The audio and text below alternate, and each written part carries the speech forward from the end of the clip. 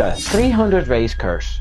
Who will break it? There are 6 drivers in the history of Formula 1 that reached the magical number of 300 races. Those F1 fighters had or still have long successful careers, bringing joy to many for many seasons. Some have had seats in the pinnacle of motorsports for longer than a decade. Some even almost 2 decades. No matter how successful they were or are, there is a curse on that wicked number. The curse is that none of them ever scored a win after starting 300 races. No matter how hard they tried, their efforts got blocked. 2 drivers on the current grid are in contention to destroy this curse once and for all. In this video, I'll go through the drivers that have reached the magical number of 300 and who I think will break the curse first. I'm Wimbo. Here's 3 seconds to leave a like. The heroes.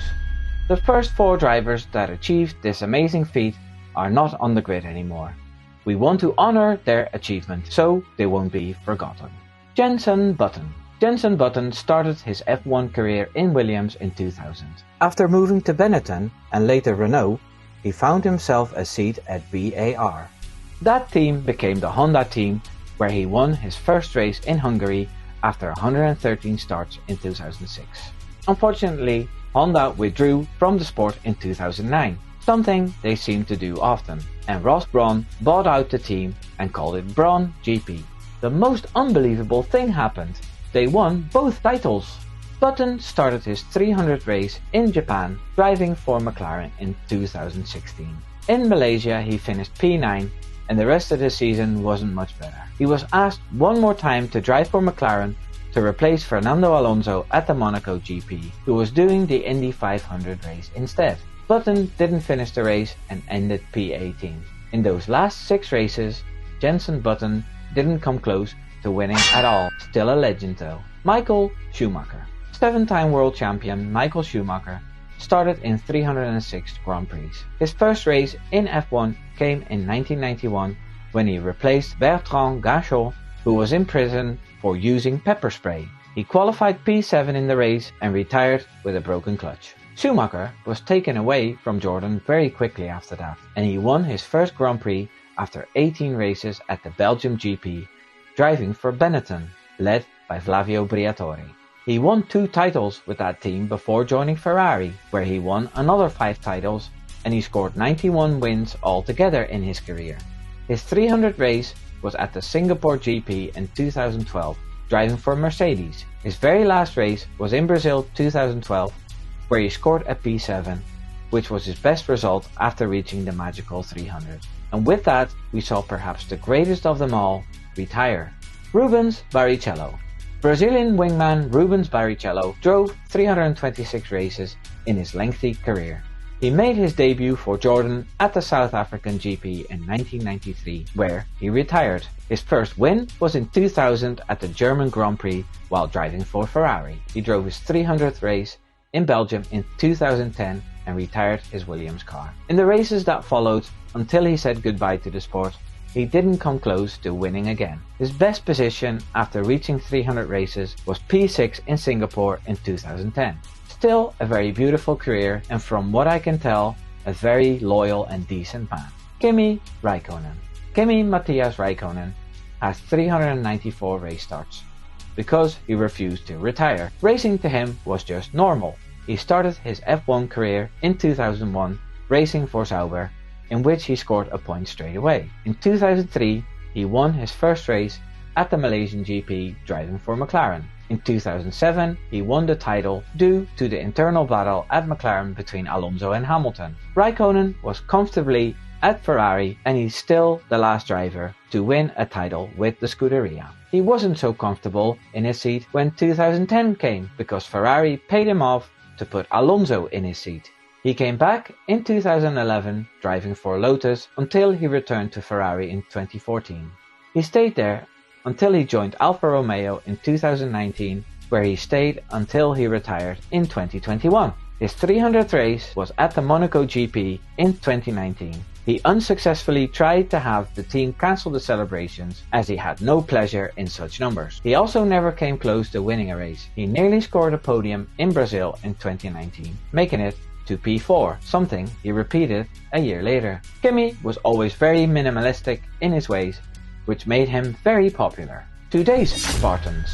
Two Spartans that are currently on the grid are Fernando Alonso and Lewis Hamilton. Both of them are fighting to break the 300 race curse, and it's been close many times. Let's take a closer look at how many races both have and who's been closest to a race win after reaching that impressive number. Lewis Hamilton. Sir Lewis Hamilton reached 300 race starts at the French GP in 2022, where he finished P2. He was 10.58 seconds behind the winner, Max Verstappen. Hamilton came close to winning again that season at the Hungarian GP, where he finished P2 only 7.83 seconds behind winner Max Verstappen. In Austin, Texas, Hamilton finished 5.02 seconds after Max Verstappen finished. Mexico 2022 was another P2 to the 7-time world champion, and he was 15.18 seconds behind Verstappen then.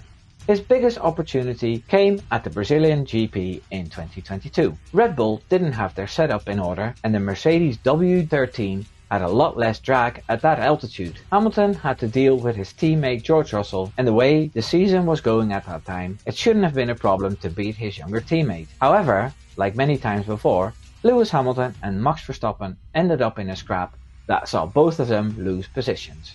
Verstappen needed a new wing and received a penalty. Hamilton was behind Russell and couldn't find a way to overtake him. George Russell scored his one and only win that way. Sir Lewis scored another P2 in Australia this season in a race that finished after a series of red flags. And finally, at the Spain GP this season, Hamilton finished 24 seconds behind, you'll never guess, Max Verstappen. So, with a grand total of 8 second place finishes, you can conclude that Hamilton statistically has been closest to breaking the 300 race curse. Depending on the length of his new contract, if he decides to continue, he will fight for many more opportunities. Fernando Alonso. Last but not least, Fernando Alonso.